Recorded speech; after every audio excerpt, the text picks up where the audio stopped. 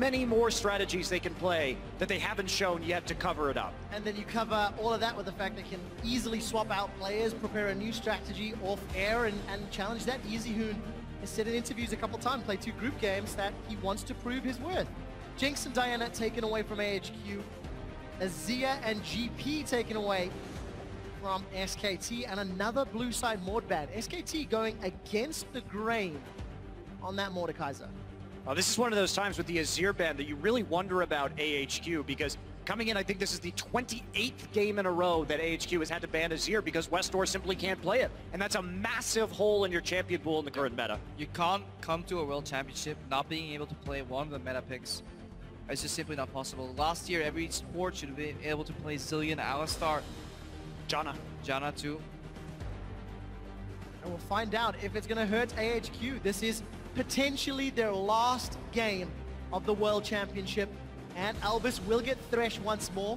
Yeah, complete mirror from game 1 in terms of picks, at least. It's coming out, at least first pick, because obviously that's the way the bans went down.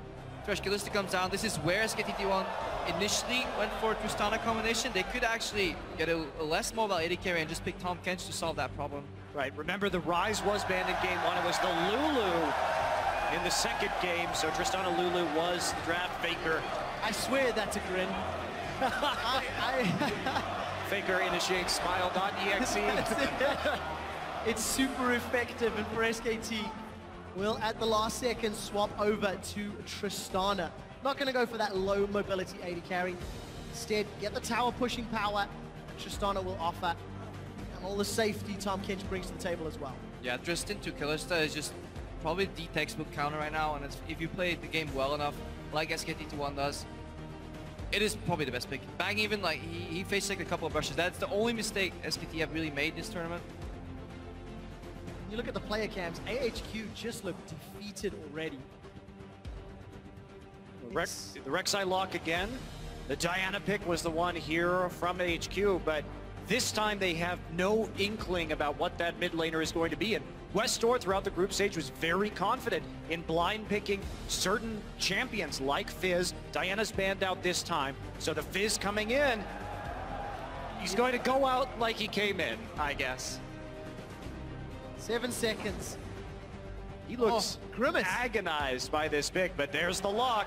Let's take a look. That lock, is that locking the door closed behind you or unlocking the door in front of you? Probably asking team chat. Any mid mains here? Anyone? I'll play mid. Multi-role talent. For SKT, they need to lock in their solo laners, and this will give Ziv the opportunity to counter pick. However, Ziv has just run Darius as a very last pick, almost entirely. Need to see where he's going to go with that option. Very curious what he's going to lock in here. A bunch of assassins hovered over by Bang as they decide. Haven't seen a lot of Kassadin this tournament yet, but does have good survivability up against Fizz. Played once or twice if memory serves. Marin will get his hands on Fiora, so double assassin comp from SKT, no traditional frontline, and you've got all the safety of Tahm Kench. Well, very low wave clear, but they don't see the Tristana, they don't see the Jinx on the side of AHQ, they have the Trist, so there's not a lot of pushing power right now, so SKT is pivoting this game. They see the Fizz come out, they're saying, well, you can't fast push us, we don't need the wave clear, we will simply play your game and beat you at the skirmish game. If AHQ don't get a damage source from their top lane, they could just run out of damage as the fight plays on. Ziv gonna go with Darius once more. Another last rotation Darius pick into the Fiora up top to round out AHQ's team composition. Yeah, just full on skirmish mode. No wave clear, probably the lowest amount of wave clear we've seen in the entirety of Worlds. If you combine all champions here, just full on skirmish and very snowbally either way. So in that sense, if AHQ gets ahead, they can start punishing SKT, but I feel like I've heard that before, Crepo. Yeah, but what else are you gonna say? I mean, come on. Yeah, and it has to happen with Faker. Faker's the one playing with the TP here. We saw him play with Ignite and Westdoor with the TP in the first game. They are going to have the higher mobility. Faker doesn't have the most experience on Kassadin. This will only be his 8th professional game on the champion, but he is 5-2 so far. And again, Wolf bringing out the exhaust to just deny some of that damage. Really good against Fizz because you can get it in as he's dashing in, prevent some damage there. You can deny some dunks, and just with the Devour again, you can just, once the target's bleeding, you can deny the dunks simply by just eating your ally. And we need to see if AHQ can finally start playing around this Tahm Kench, because Wolf, he almost carried that last game as a support, just with the denial. I definitely want to see the interaction where Wolf on that Tahm Kench eats a target that's been hit by Chum the Waters, and see what happens to that giant Oof. We do see the team compositions, guys, on your screen for potentially the last time for AHQ. It's 2-0 in favor of SKT, and Faker is running the second Kassadin of the World Championship. It's game 3 and possibly the last of the day. Jump on Twitter, let us know who you think will win. And this first Kassadin was actually played by Pawn against H2K, and I didn't like the pick there because I thought it could have been punished very hard because EDG did take a lot of low wave clear. They made it work in the early game and they ended up taking a victory there. But this time around, I feel the Kassadin pick is very, very safe for SKT because AHQ simply does not have the tools to punish it. Yeah, in the laning phase itself, you just want to get that Q out as Westor's charging at you to deny that initial damage. Westor obviously wants to use Playful and Tracer to deny most of Faker's damage, so it's a very skill-heavy matchup. And a lot of auto-attack trading in minions will decide how that lane goes. Hook goes wide here, so Albus started with Hook. Bang did not get caught, and that's a 50-50 though. Any point in that brush, Bang could have technically gotten caught there. Cheating up towards the top side though, because the Hook is usually thrown through the bottom part of that brush, and perfect synergy here. It's like synchronized diving. That's the deepest ward we've had in the early game before laning phases started, and I think both times AHQ been able to initiate the lane swap. It doesn't look like they want that this time around. Maybe our first time here with standard lanes in this series. So we've got that coming in here as both of the dual lanes start on the bottom side. Crowd cheering for Fallen. Remembrance Day. It's just a eulogy, you know. Eulogy? The eulogy is coming when SKT's next match happens, Grubba. Hopefully it doesn't happen tomorrow. All the fans in-house. But Mirror starts once again, except on the side of AHQ. Their top and jungler starting on the Krugs up top.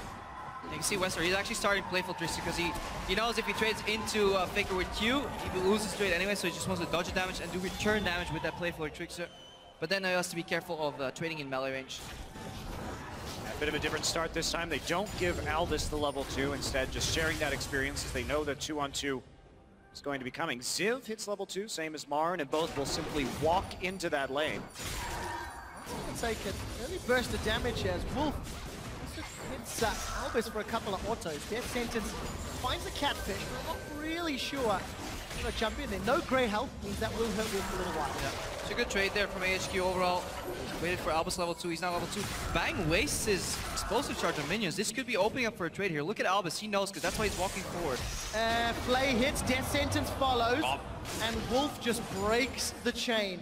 The sounds of Prepper. Well, who needs to trade when you can just eat your AD carry and keep pushing the minion wave with explosive shot, Kreppa?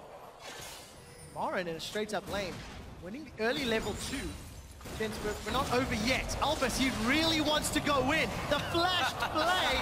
Yes, Sentence will get interrupted because Wolf will eat back on. Fashes defensively backwards. There are teleports available if someone wants to play. Wolf is low. He's got a bunch of stacks and the rend comes out. Albus is stunned. Here comes Faker. He's going to look for the first kill of the game. He should get it. Null Spear. Auto attack for Bang. First blood, SKT. Yeah, and every time Bang gets eaten by Wolf, what ends up happening is just a flay of fish. Just one target gets hit and then you can't get the AD carry. That hook just went wide. He completely got put in the mouth of the Tahm Kench and just gets denied. That's why you need the Blitzcrank. Get the hook in there so that they can actually just pull him right out, pull him to you. Instead, it is the natural counter, just like in real life. Fortunately, it didn't work for Afromoon. We saw him playing Blitz in the group stages. This is your Bang and on stats, Tristana versus Kalista. But what a great positive use of teleport at level 3. Something we did not see from Westor in the 2 previous games. And this is what's so good about this matchup coming in, is because Faker has the freedom. There's virtually no punishment from that. The Fizz can't get the tower damage down. He's not going to do anything in the early game. So you have total autonomy to make teleport plays on the bottom side. And when you commit like that, like Albus did, with the flash coming in, you have to expect that Faker's going to show up. And the one game that Westor opts to not play teleport, he actually goes for Ignite. Bot lane skirmish happens. His mid laner that he's supposed to beat them 1v1 gets a free assist, goes back to lane, and then picks up the wave. So his Ignite's already being somewhat nullified right here. So things just getting worse here for HQ. Difficult starts in Game 3 of this series. Let's see a moment ago in terms of the items. Pickaxe already picked up there for Bang with his first blood gold against the longsword of Arn. This is going to make a very difficult lane for a matchup that was already in favor of SKT. SKT looking calm and collected on the cams right now as I think they're sorting out an issue with Wolf's PC. Yeah, client issue on Wolves should be resolved quickly. So we can get back into games. So keep eating Bang every single time. You think they'll learn though, after like 2 games of Tahm Kench, it was a nice flash and flame, then you can't go for that hook. You know Devour's coming. And somewhere backstage, Kobe is pulling his hair out. He's the most excited Tahm Kench caster off air, and he's not had a single game yet. It's very depressing, sad times for Kobe. But Way to rub it in, quick shot. For Wolf, I'm just going to get it in there, just throw some of that salt out.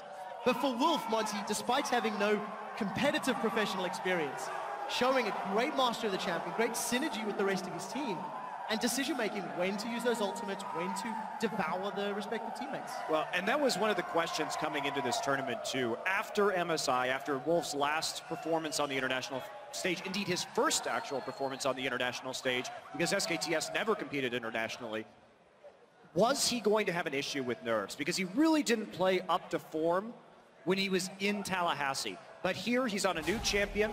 Remember that his first time playing Nautilus support was in Game 5 versus EDG.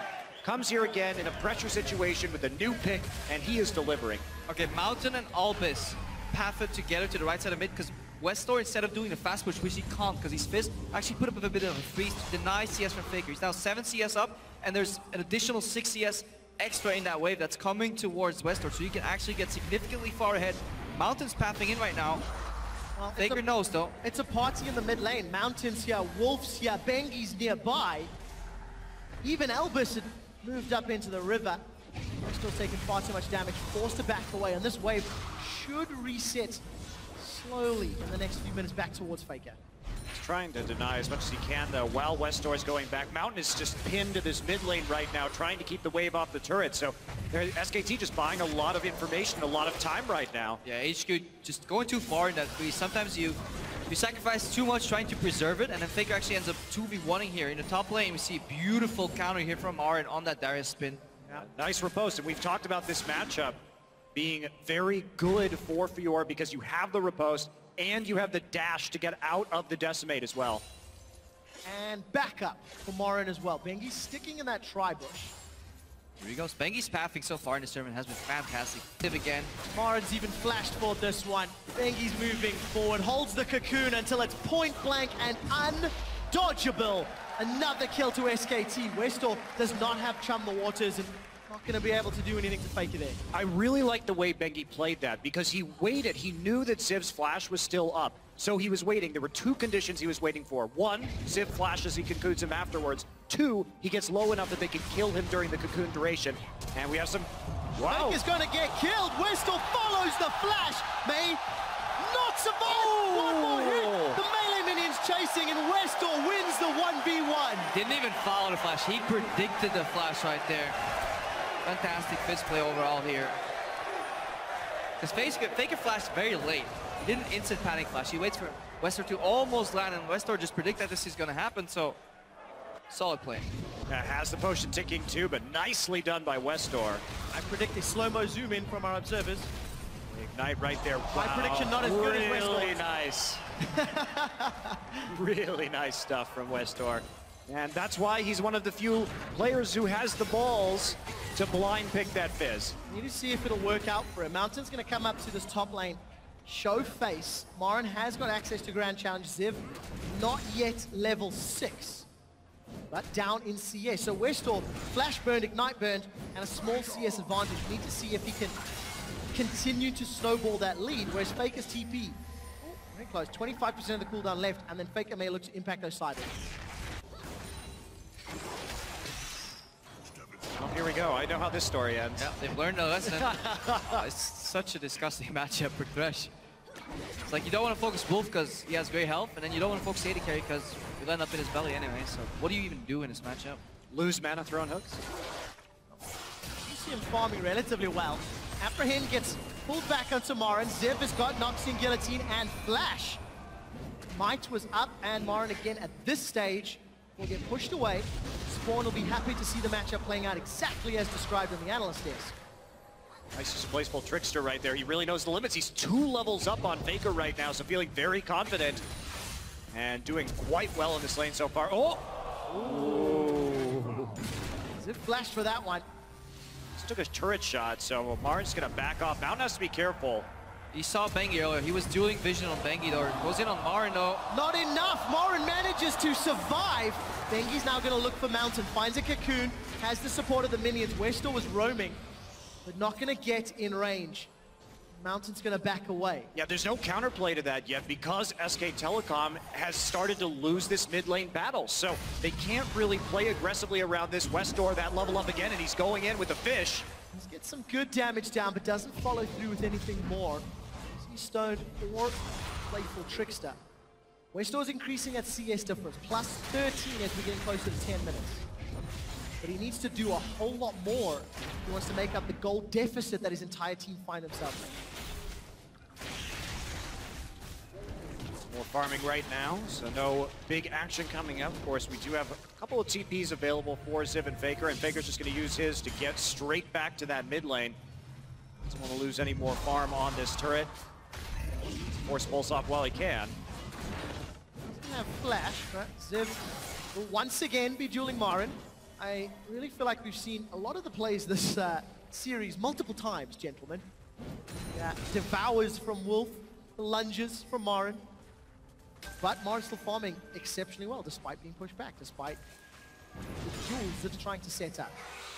They have that gold lead. They're going to be happy scaling here. It's about getting Faker and Marin online again and into a split pushing form, because once we hit that late game, the double teleport's going to be very important. Mountain going to tunnel in here. Let's see if they can make this work. Abyssal Void, this is aggressive. Going to deliver bang to On. Exhaust is being used. On has no summoners. Is going to have the Devour in a moment. Wolf is tanking with the Grey Health. Bang gets the kill. Wolf props the Gay Health, and he gets out alive. SKT get themselves one up in the top lane. Mountain still not pulling the trigger. In fact, he's backing away. That was an incredibly bold tower dive, knowing the limits of those champions so well. Yeah, just the execution there. And then the little hesitation at the end of Wolf there, where he's like, do I save my AD carry? No, I can just spit him in for the kill, because Buster Shot was still available. Tanks his tower, juggling tower aggro with Devour. It's like an Elite dive too. Really creative usage, and that's something we haven't seen too much from Tahm Kench players. Using that Abyssal Voids in your lane to make these picks, and that's just good knowledge of where Albus was on the map too, because if he randomly showed up at any point in that exchange, that could have been ugly. And Freak was talking about this earlier, but that I agree with him entirely. That is the hallmark of a good team, just being able to do these creative plays on the fly, not knowing the situation, and that's been a use. As we see Tahm Kench, it's been awesome to see him develop as a champion in professional play over the course of this tournament. More and more people are figuring out the limits, what you can do with him, what is good. Yeah, more so just the confidence that Bang has in Wolf too. Well, Oren taking a tower hit. Bengi's actually flashed forward. The volatile Spiderling comes out. Grand Challenge is available. Ziv gets the heal from Decimate, but it's not enough. Morin's Grand Challenge is successful, and they take him down. And that is one of the strengths of SKT. Continuous faith in your teammates. Just overall, you saw Bang in the bot lane, didn't use heal or flash. Was sure Wolf would save him. In the top lane, Marin goes in for that exchange, knows he can trust on Bengi to burst him down quickly enough. Then the heal denies the bleed damage at all after that corpse of Ziv drops on the floor. So, again, SKT 4-1 right now. Looking for the bottom side. They see Bengi in the mid lane. They know Faker is back, so TP and not up for Faker at the moment. Can they punish this? Let's take a look. So, On's going to take so many auto attacks. It's not going to work out. Mountain is around, will kill the pink ward, but there's Bengi roaming from the mid lane. AHQ need to be a little careful. We did see Faker forced back because of the all-in from Westor. And AHQ able to sneak that Scuttle Crab from underneath Bengi's nose. 1,000 gold in the lead. feels like it could be bigger, but AHQ are still farming relatively well despite giving up all of those deaths. And they're not stopping, putting on the pressure right now. Marin's TP is going to be up in just a couple of seconds, so we could see a very large fight. Wolf gonna get hooked. Let's take a look. Grey health is up. Mountain is going to go down. Bang just sends the Buster shot out, and they secure another kill. They secure a blue buff. Now, there are tunnels behind the Dragon. So if SKT stick around, Mountain has the opportunity to get involved with that Void Rush. A tunnel in the pit that's not being killed yet. 4 seconds before they come up. AHQ, they're sticking around. Dragon secure. Death sentence finds Bang. Oh. And waddle, waddle, waddle. Wolf walks away. I like how they're almost drawing out hooks with Bang at the moment. They're just putting him in the front line. They have such confidence that Wolf is just going to be there right next to at all times, eating him up. And so they're basically, by doing this, by dangling Bang as bait, they're making sure that AHQ actually cannot get a pick in this game. Because they're taking it hook, line, and sinker each time. And Westor's gonna land a hook onto Faker. Junglers are both nearby. Faker's gone low. Mountain will finish him off. And it looks like Westor's made it out alive. Now Mountain wants to get a furious bite onto Bengi. Marin is in trouble up top. Zip flashes forward. Finds the kill. May not have needed to expend the flash, but it doesn't matter. 2 quick kills to AHQ. Yeah, Marin not flashing there either, so had a chance to deny that kill. Not going to come through. And AHQ, this is what they want. They want these skirmishes to start going their way and getting a big advantage. And Faker, his rod of ages has now been delayed significantly. You want to be getting that rod about this time right now, 13 to 15 minutes. But he's going to get it late. That's going to slow down his scaling and give AHQ a shot at this game. Yeah, Westar said it first in his interview too. SKT roam a lot with Faker to get auto lanes ahead. One lane could use a roam right here as Marin, because he just gets pulled in and doesn't get a good riposte here. And too early, and then the dung does too much damage. You gotta, at this point, you have to hold it for the ultimate almost. I think that matchup is just so interesting because the mind games that surround the riposte and the decimate really start to take shape. And that time, Ziv does get the better end of that trade. Let's see whether or not AHQ can keep up this chaos style of game. Multiple fights on multiple sides of the map. That skirmish that their team composition offers, but no tower's fallen yet because of the inability to push waves incredibly fast. And that is punishing that Rod of Ages for Faker too. Any additional global gold speeds up that purchase a little bit. It's so far delayed because he's only relying on CS right now, and he's playing a style where he's actually roaming more than Westor. Go even bot like twice, help to steal away a blue buff, teleport bot once, so Faker's struggling to get his scaling item purchased. There's TV coming into the top side. Everybody's looking for Ziv. He may not survive. Marin not going to be able to get the kill yet. Apprehend onto Faker. The heal from Decimate keeps Ziv up and standing. There's support coming from the river, but Westor will not be able to arrive. And SKT's play is thwarted by AHQ. There's just so little crowd control on that top side to actually get the kill. If you want to make that play, make sure that Bengi gets there first so we can provide the cocoon a little bit disjointed on that top side gank, and so it won't be successful. Yeah, it just shows you how scary it is to dive at Darius overall. We saw Soas, I believe it was, turn around and play on him too with just a good apprehend under the turret. And here we go, the counter play. Let's take a look again. Albus finds the flay, but Bang flashes from the death sentence. Wolf has arrived. There's a Devour available, and AHQ have the numbers advantage in the bottom lane. Will they commit to the tower? It does not look to be the case. And right there, just great presence of mind. Wolf getting into the bottom side to deny the dive. But not only that, Bang chose to flash directly down to avoid the hook. If he flashed left, he was going to get the mind game of the death sentence coming in, so he avoids it entirely by just going directly south. Yeah, really, perpendicular flashes is what you need to do against hooks, and really good presence of mind for Bang to do it. But fantastic flash play from Albus. Mountain face checking a bit here, but getting tanky enough to really start dueling Bengi in the jungle. Trading wards back and forth. Ziv looking for the fight. Fights everywhere, it's just non-stop. Ziv's not going to be able to follow up further. Teams are even at 17 minutes, and SKT have been ahead at 20 in every single one of their games. But the smallest advantage was 700 gold.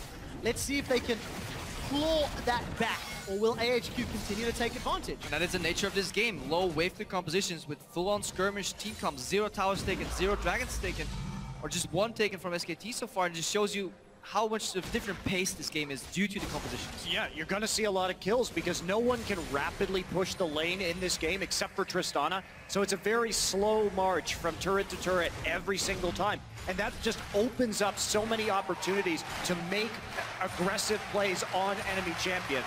But look at this, that tower's getting very low for Faker.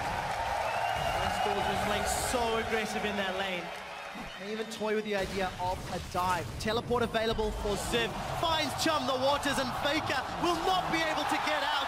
Westdoor dunks him under the tower. Cool guys, don't look at exploding Fakers. Just walk away. Just kill the best mid laner in the world, and I walked away from him. Matchup is in Westdoor's favor. He may be able to get this tower in a few minutes' time. Finally, that Rod of Ages is completed for Faker. Mountain will avoid the cocoon as Bengi fires it just to the side lane. Ziv now looking to chase him down. Will they go under the tower? Prey Seeker will get fired. Bengi's 110 HP. Mountain's tanking the turret. They've gone real deep for this. There is a Void Rush out if Mountain needs it. Ziv, he's all of a sudden out of position. Decimate heal will not land, and Ziv will get dropped. Mari can look for more. Tunnel for retreat from Mountain. Flash is available. Gonna find another tunnel. Lead to a third tunnel. Mountain's just digging holes everywhere. Well, I mean, it's an interesting idea while Faker was down. They knew he was dead. He didn't have the TP up, but making that level of dive at this point in the game is so very, very risky. Yeah, Mountain dug a grave there for his top laner and then tunneled his way out. Ziv was doing actually fantastic in that 1v1 matchup up until Mountain arrived and kind of threw it away there. And you can see the power from Marin too. Once he gets to proc that ultimate, it's so hard to take him down. Just the amount of healing that comes out of that. And you can feel just how, maybe desperate is a strong word, but how much AHQ want and need those aggressive plays. Multiple times this game, they've just gone in over and over and over. And yes, it's keeping them even, but they simply do not have a lead. And I'm scared of the scaling options on the side of SKT. This is a good move here by SKT. Putting Tristana in the mid lane, especially with Wolf being able to deny what Fizz can do into an AD carry.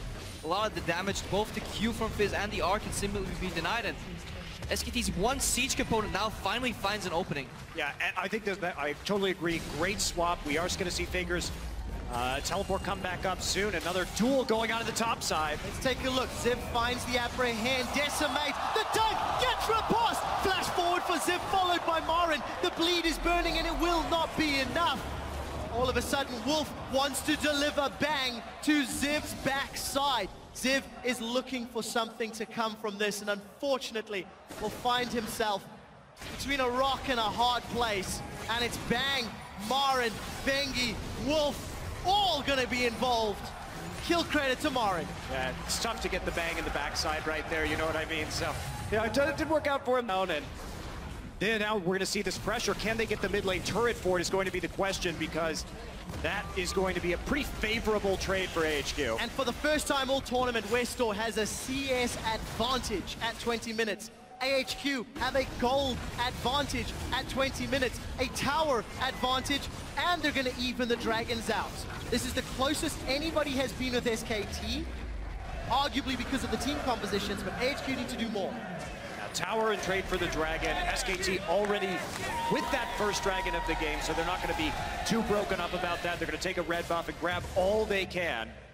Now that the map opens up and a couple towers fall left and right, you can definitely see some macro play come into the playstyle of this skirmishing. You really need to start playing smarter, use vision to your advantage, and more importantly, vision denial. Playing with Fog of War is incredibly important if you play this heavy pick style composition, because being at the wrong place at the wrong time could just cost you 2 towers, because you simply just can't out-rotate people anymore because you have no tower seat whatsoever.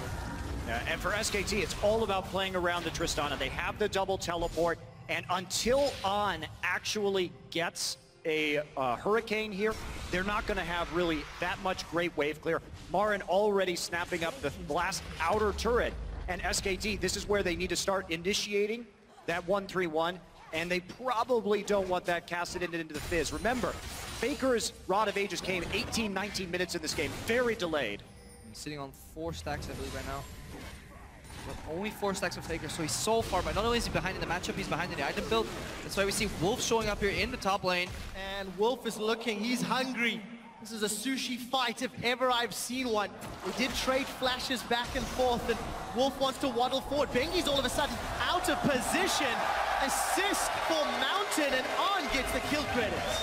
I actually don't know why we see Bengi running the Runeglaive here instead of the Cinderhulk, because his solo laners are very fragile in this game. He needs to be tanky, and he really hasn't done all that much that he with the Runeglaive that he couldn't have done with the Cinderhulk. Yeah, we see some inexperience here from SKT from playing behind with this very pick-oriented composition. Bengi got caught there because he was pathing to the top lane to maybe get that kill, but it takes you too much time to get there, and you just get punished because there was two members involved chasing down the top laner, or chasing down Westor there in the top lane, and Bengi just passed it to mid lane. And with no vision. He's coming on through, and there's the Fate's Call, just dragging him in with the Lantern right after. Very well played combo. Wasn't even looking to help top, just wanted to push in mid there, but you can't do that with no vision. Not when two members of your team are in the top lane. Luckily for SKT, tempo is now slowed down just a little. There's not a lot of towers to pressure for AHQ unless they're very deep in SK territory. And obviously that deep vision in the top quadrant will give SK some information to work with as AHQ is playing further back on the map. Hurricane has been completed, so On is activated, if we can say that. AHQ doing a fantastic job. Even though Ziv died a lot, he's still putting a lot of pressure in that matchup, continuously drawing SKT members to him. The other side of the map, Albus and On haven't gotten outplayed anymore. Learned their lesson about the Devourer too, so with Westor being up 3-0 here, they gotta actually, they're poised to take control of the map for the next 5 minutes. Here we go, just a little bit of harassment on Mountain while SKT takes out that pink ward. Do see a kind of topside control going to SKT, AHQ with the deep wards at the bottom. Marin gonna go all in. Let's take a look, level 15 to level 13. Zip's gonna be able to proc the grand challenge. Noxian Might will not even get activated. And Marin uses that level and item advantage to his favor. Marin didn't even lose HP in that exchange. Really seeing the power of that build coming out. I mean, that's it, right? Once you get the Phage onto Fiora with the dash too, it is incredibly difficult to get away from her in a one-on-one once she starts going in. Yeah, and the Ravenous Hydra buys you enough lifesteal time to proc your ulti, which gives you more health, which then gives you more lifesteal, and suddenly that all-in type of style that Ziv was playing earlier just isn't working anymore, and these longer trades are getting more into Marin's favor. And SKT will also have the map play thanks to double teleports. AHQ cannot afford to have Westor in the wrong place at the wrong time. SKT, they're starting another early Baron. Teleport is available for Ziv. There's a Lantern in the pit, so Albus is aware of this. Yeah, clever play. They just poking in there, seeing if they could get something. They saw a bunch of members recall, and of course, Ziv being dead. If you can sneak it right there, might as well go for it. Not really anything to lose, and if you can't get it, if they detect it, just pull off immediately, no harm, no foul. Yeah, if you don't opt into a fight, there's no sieges that can happen on the other side, because wave clear is just so tremendously slow this game. All right, 25 minutes in. 500 gold separates these teams, but it's SKT. They need to replace their deep vision. They've had truly exceptional vision this entire series. Let's take a look how they prioritize. Will they look at setup around Dragon, spawns in a minute, or are they content to play around this Baron? Neither team wants to deal with Baron powered minions with extremely limited wave.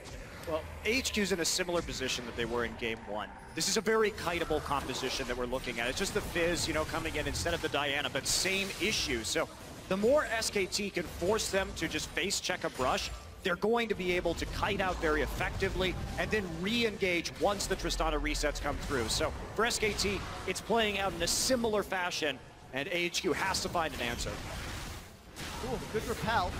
Bengi alive, the Flay will really find its target. They've committed a teleport and a box. Westor, Chum the Waters finds Wolf, and we're going to see that fish fight once more. Grey health goes low. Death Sentence will not find a champion, but the grand challenge is being proc. Albus will drop, and SKT have the healing advantage. AHQ have already lost two, as Marin may burn. He survives, stays alive. Faker and Bang go forward. They've only lost the Catfish and taken 3 with them. Yeah, and such a subtle outplay there from Bang, just sidestepping the hook after Albus flashes in, and he doesn't have it hesitate at all. He just keeps whacking away at people, and then people forget about Fiora. Now Mountain goes in, but Bang drops. He finds him!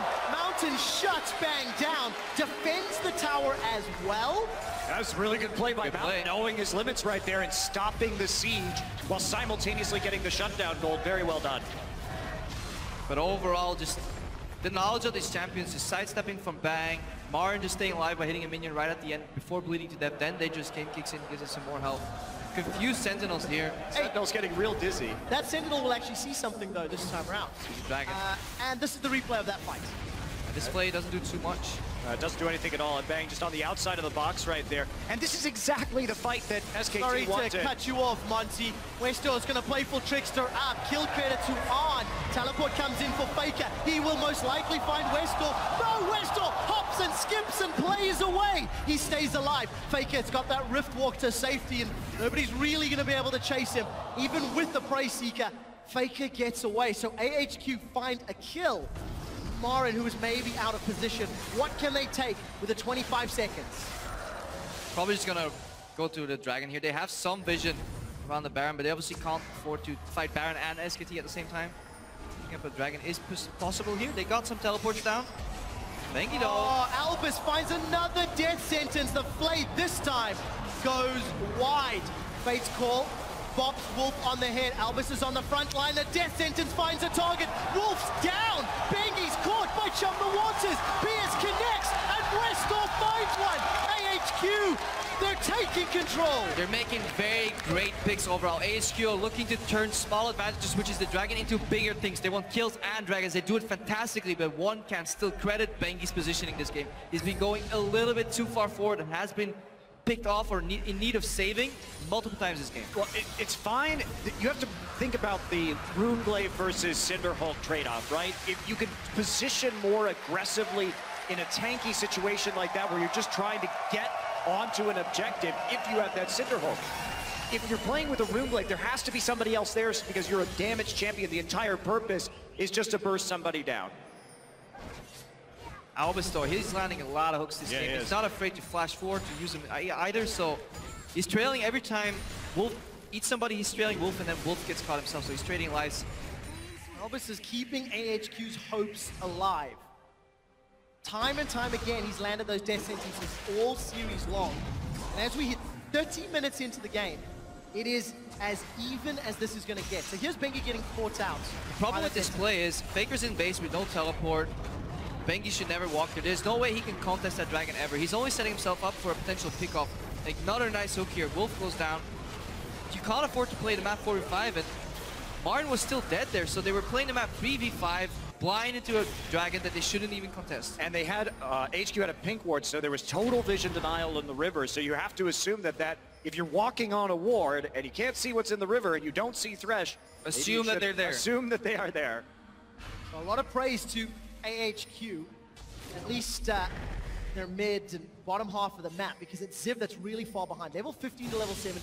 Still down 20 CS. Ziv bought him the time to get ahead though. Ziv continuously got aggressed upon by SKT members, still kept even against Marin. Now that matchup is tilting away from him, but he bought so much time so that Westor and On could trail ahead. Yeah, you could say he was absorbing the pressure that SKT was applying, making sure that Westor had the freedom in that mid lane. 4-1 and 3. Got another needlessly large rod picked up, but Faker is continuing to scale. Rod of Aegis has been fully stacked for a few minutes. Hourglass is completed as well. So, gentlemen, Kassadin is a thing. Do not forget, he can start to chase on down. And one thing that's crucial that's been finished is Bang's QSS, so we can drop the fish. So now, this is where Fizz starts that problem. We get into the late game, we see some of these defensive items coming out. It really cuts Fizz's damage. He does become more of a... I think... So Ziv apprehended pull it over the wall, yeah. And then got the kill credit as well. So Ziv is like mine, and got it. Fizz becomes more of a two-pronged attack weapon here right now later in the game once he finishes that Zhonya's, because he can go in for the initial combo, Zhonya's wait for cooldown, then go again and use the second playful trickster to get out. So in that sense, he can fight still after his fish gets dropped. But it becomes an ultimate skill matchup later in these team fights. One that Westor will know intimately. Longest standing Fizz player probably on the planet. Look how scared Westor is. He just pathed left to right a couple of times, so he's not quite sure where he has to be on the map. He wants to push top lane right here, but he's prioritizing vision denial a little bit on the Baron area, and he wants to be in a position to flank mid if that siege happens from SKT. He's still pathing left to right. All the positive plays that AHQ put on the map, despite being even, they are the ones that are under pressure. Ziv dealing with Marin in the bottom lane, despite being 2 levels down. And SKT playing safe and respectful in that middle lane. They're not over-aggressing on the tower. AHQ need to find another miraculous pick if they actually want to get map control, because it's simply not there. Well, one thing that SKT has been doing this game is just making sure that the minion waves are constantly pressed into AHQ's side of the map. They have that advantage in the top lane, and they're only able to do it in 2 lanes right now because Faker is so far behind. But as this game goes on, Faker will be unleashed as a 1-3-1 split pusher instead. And then it's going to be very difficult for AHQ to contest just the map pressure, because even if they get a pick, even if they win a fight, taking an objective afterwards will be extremely difficult. Release the Faker. I think he was unleashed earlier this game. Continues to scale up. So Dragon is up in 2 minutes. Baron continues to stay standing, and AHQ committed vision resources to this top quadrant. So the Baron dance, gentlemen, we may see it begin. SKT is aware of the way HQ wants to win these fights later on. That is by flanking with the Fizz. So you can see every time they don't have vision in the river next to them, they back off. And if they do, they're constantly pinging out Westor's position. But just an incredibly stale game. Nobody's really breaking up any towers here. And it's about time to remind everybody, if SKT win, they qualify for the semis to face Origin. AHQ need to pick up a win to stay alive in the tournament. You cannot underestimate how important that is. Right, tower dive. Morin's going under. Will proc the grand challenge. Riposts that decimate. And that may unlock some time on the tower. Morin does have flash available. Albus is looking for a target. Will not find one, and bang. Rocket jumps quite aggressively there, knowing it was limited threat from engage. SKT, they found some time on this inner turrets. Yeah, and they've just controlled this bottom side of the map because of the pressure that we've seen Marin exert, just slowly chipping away on this tower. A little bit dangerous for HQ to even walk there through that path to defend it, but they do get away unscathed. Yeah, he picks up a Spirit Visage now too, just to increase that healing even more. He's barely even dropping in these small trades, and he just whittles down Ziv until the pressure makes them crumble, and eventually they'll lose an objective. But it's a slow, long battle to really get him chunked enough to zone him out of the lane, and then you get a tower. But could be looking at quite a long game this game. Well, that's the reality of these pick competitions going head-to-head. Neither team really has very good siege, so it's about the split push. It's about these little bitty skirmishes around objectives. So heading into 40 or 50 minutes would not really be too unusual here. Yep.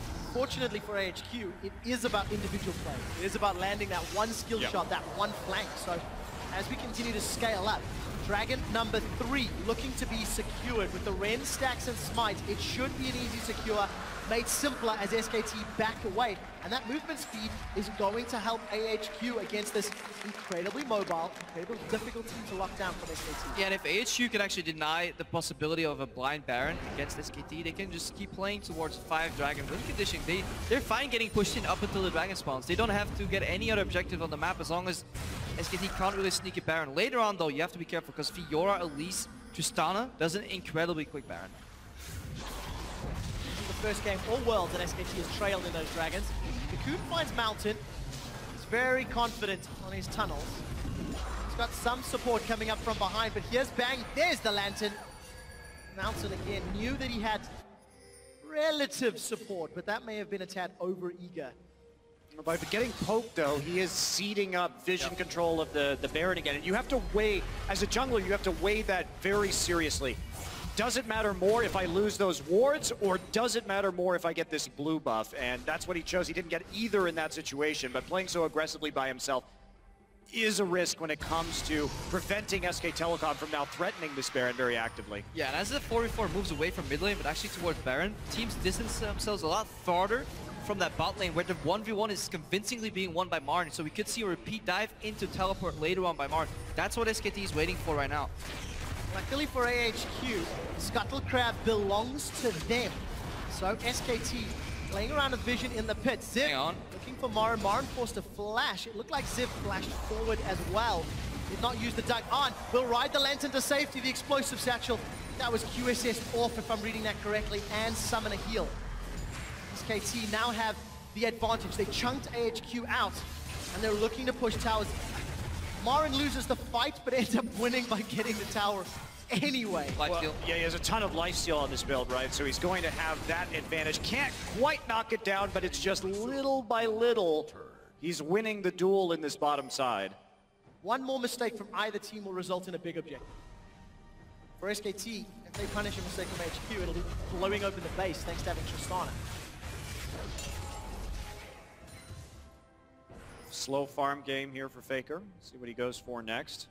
It's going to be the Void Staff or something else. It's a nice big wave right there. If we've been watching SKT, every time they push down to that tier 2 turret, they've been letting a slow push develop. While they push mid and bottom, the wave develops, Faker goes and farms it, and then they reset back in the mid lane.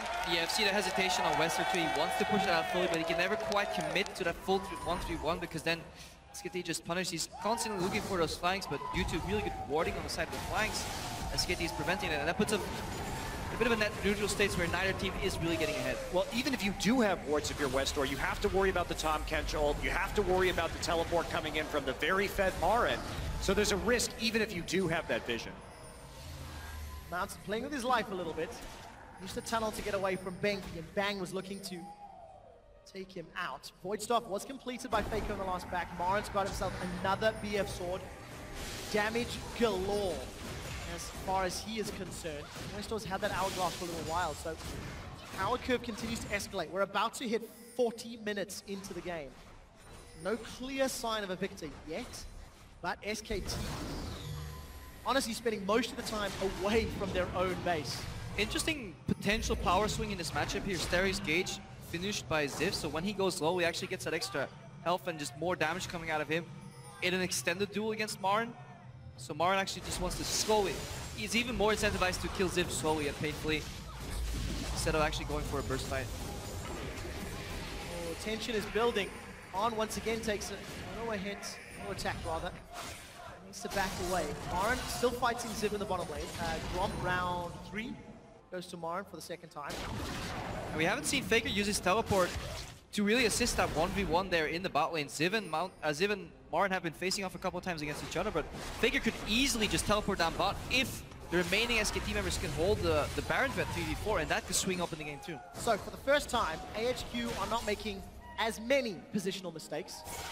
Mountain's playing a little aggressive, and for SKT, with their team comp, they're unable to play the map as effectively. They are so reliant on finding a kill. Yeah, but the problem here is that AHQ is marching to the beat of SKT's drum. The side wave control has been heavily in favor of SK Telecom over the last 10 or so minutes. So they're constantly playing a defensive game. They have to keep poking in dangerously at Baron to start to clear out wards. And it's getting very difficult. You can also see Ziv, he doesn't want to get past that brush too far. That's why this lane has constantly been pushed up in the bottom. Not because he's afraid to duel Marin, because he's just afraid of Faker's teleport. So as long as Faker has a teleport, bot lane will always be pressured by SKT. Now that Wolf has got some armor, got some hit points, he's actually somebody that can tank up Baron a little. So simply put, nobody else from SKT can really tank it. There's sustain from Marin and Bang, but that's so risky. They're actually pinging bot. They may go for a teleport play here. Find and engage. You can see the fight happening in the bottom lane.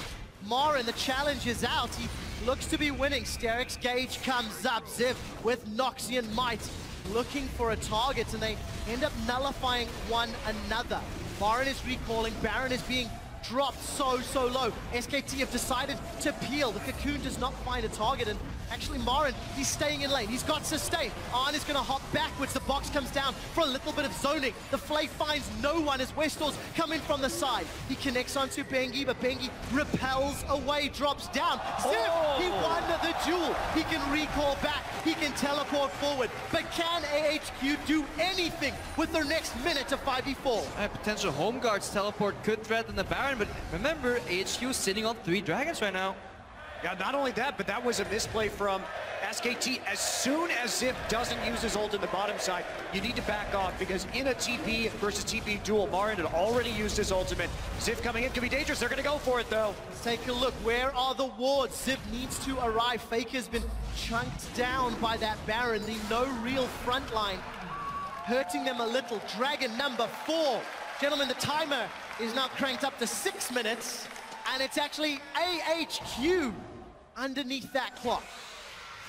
This is the first time we've actually seen teams threaten SKT here at Worlds. Let's watch that again, this duel there in the bot lane. Ziv goes low.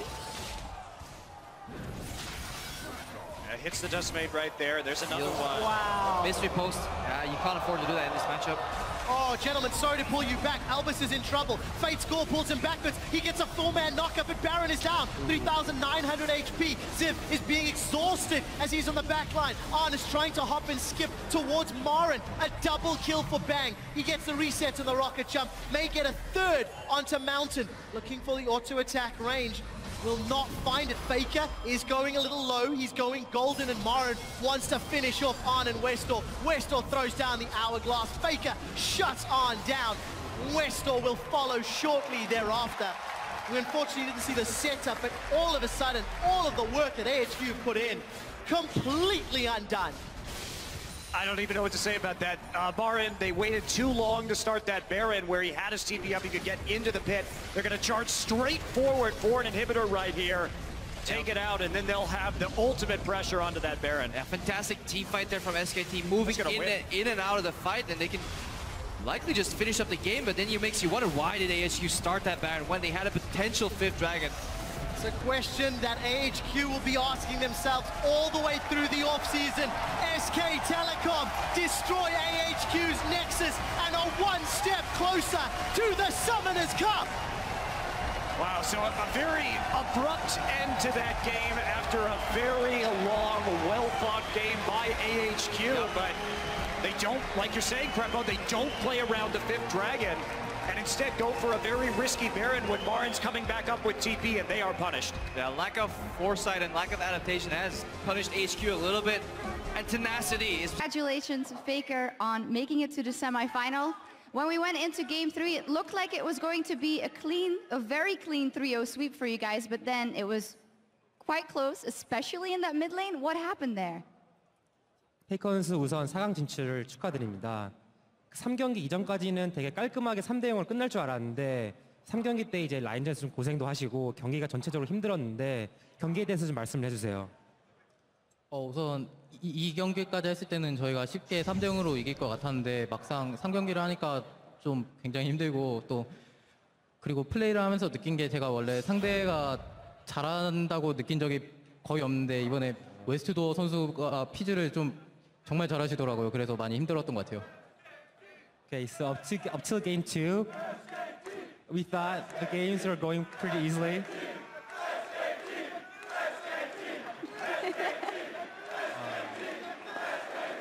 Until game 2, it was pretty easy, but at game 3, yeah, the game was very hard, and during the mid lane phase, I rarely acknowledged my opponents as a very strong laner, but I thought that Westor phase is very strong, and I had a very hard time against him. Well, it showed, but in the end, you guys still managed to win. That means that now you guys are 9-0 already in the tournament. When we talked in the group stage, we talked about how it would be a very fun tournament because there was no obviously super dominant team. But to me, it's looking like you guys are becoming that team. How have your thoughts changed since then, and now that you're 9-0? 지금까지 이제 9승 0패로 전승 가도를 달리고 있는데 페이커 선수가 조별 예선 때는 인터뷰에서 지금 이번 때에서는 다들 상향 평준화돼서 되게 재밌는 경기 많이 나올 거고 치열할 것이라고 얘기했습니다. 근데 이제 지금까지 봤을 때는 SKT가 절대 강자로 보이는데 혹시 그에 대해서 어떻게 생각하시나요? 우선 지금까지 저희가 압도적인 경기력을 보여준 거는 사실이지만 사실 저희가 스크림에서 그렇게까지 완벽한 모습을 보이지는 않기 때문에 전승이 힘들다고 생각했었는데 앞으로도 지금까지는 좀 전승이어서 앞으로 좀 운이 좋으면 가능하지 않을까 싶고 그렇기 때문에 앞으로도 좀 더 잘해야 될 것 같습니다. So even though we were dominating up till now, we were kind of having a hard time doing scrims. So I didn't actually see this coming, this 9-0 record. But we got up till here without dropping a single game. And I think if we try really hard, we might be able to pull the entire tournament. So we'll just keep on practicing hard and hope for the best. As we get some disco lights in here, might be able to pull out the entire tournament. So a win versus Origin would be needed for that. That's the team you will be facing in the semifinals. I mean, we're here in Europe. They have a lot of fans here. So do you guys. I'd love to hear your thoughts on that matchup. 그 이제 페이커 선수가 방금 전에 말한 전승 우승을 위해서는 이제 다음 4강전에서 오리진 팀을 꺾어야 할 텐데 이제 홈 그라운드이기도 한 오리진을 상대로 어떤 경기가 예상되는지 말씀해 주세요. 우선 저희가 전승을 하기 위해서는 오리진을 3대0으로 이겨야 되는데 사실 오늘 경기도 굉장히 힘들었거든요. 그래서 다음도 전승을 이어가기는 힘들 것 같은데 아무튼 오리진이 지난번에 경기하는 거 보니까 굉장히 좀 잘하시더라고요. 그래서 좀 걱정이 되지만 그래도 제가 유럽에서 경기를 좀 많이 해봤기 때문에 지난 올스타 때 관중들이 유럽을 응원해도 별로 상관없을 것 같아요. So in order to beat, okay, so let me try that again. So if we have to beat Origin 3-0 again next week, I think it's gonna be a very hard job. Like even today, we struggled a lot, and I personally also played a lot of games in Europe so far. Like even last year at All Stars. So I think even though the home crowd might cheer Origin, I'm fine with that. And yeah, that's it. You're fine with that. One final question, maybe, Faker. I feel like you're having a lot of fun outside of the game as well. I saw you high-fiving the crowd over here, and you seem to be a lot more relaxed than I saw you in Season 3. Can you tell me about your personal experience so far at Worlds? 페이크 선수 이제 방금 경기가 끝난 직후의 모습에도 막 팬들이랑 하이파이브를 하고 되게 팬들이랑 되게 훨씬 더 즐거운 모습을 보이는 게 많이 보였는데 2013년 롤드컵과 이번 대회를 비교했을 때 어떤 경험을 하고 있는지 얘기해 주세요. 그러니까 2013년 월드 챔피언십과 이번 대회에서 본인이 어떤 게임 매적인 모습을 보이고 있는지. 우선 왜 그 롤드컵에 올 때나 올스타에 올 때나 느낀 점이 항상 유럽이나 북미 팬들이 정말 열정적이고 그래서 게임을 할 때도 더 재미있게 할 수 있는 것 같아요. 그래서 더 기쁘게 할 수 있는데 지난 2014년도에도 저도 사실 팬들이 응원해 주는 거에 대해서 정말 감사함을 느꼈지만 그다지 표현은 안 했었는데 이번에는 어느 정도 표현하면서 팬들한테 좀 하는 게 좋다고 생각해서 하고 있는 것 같습니다. So whenever I played a tournament at either NA or Europe, I always feel that the fans are really passionate. And even back in 2013, I really want to thank them, but I wasn't able to express that thoroughly. So for this tournament, I'm trying my best to express that I'm thankful for my fans.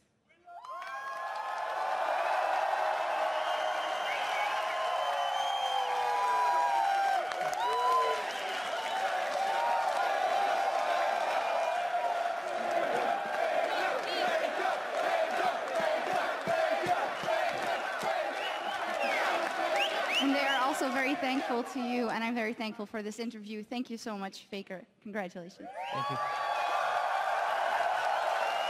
And that will be it from us, guys. Take it away.